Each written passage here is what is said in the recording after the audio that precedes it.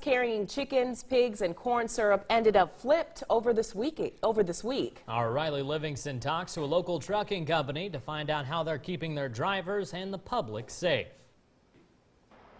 3 major accidents in less than a week have trucking companies reviewing how to keep their drivers and the public safe. Chris Meckimson is the director of safety at Royal Trucking Company in West Point. He says one thing they do is to make sure their drivers are always learning how to be better. The first thing we do is the continuous education of our drivers.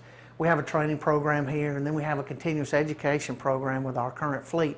And what that is we use an online web-based training, and those drivers can see that anywhere, anytime. When something like this does happen, trucking companies try to figure out what happened and why. The first thing we look at is speed, and again, our trucks are capable with the technology that we have on them to see exactly how fast the driver was going at the time of the accident.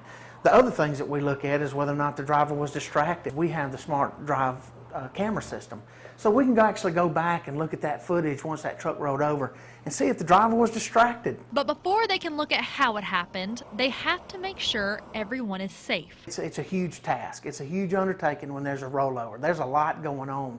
The first thing is to make sure the driver's okay.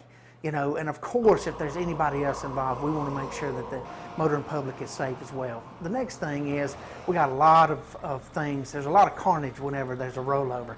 You got to worry about the tractor, the trailer, you got to worry about the freight. Meckimson says that before they let their drivers go out, they give them some words of wisdom. We always tell our drivers, you know, you want to make sure that that load is secured so that if your mother or grandmother was driving beside that truck, you would know that it was not going to come off. That was Riley Livingston reporting. Meckimson says that their company hasn't seen a rollover in over a year and hopes to keep the streak alive.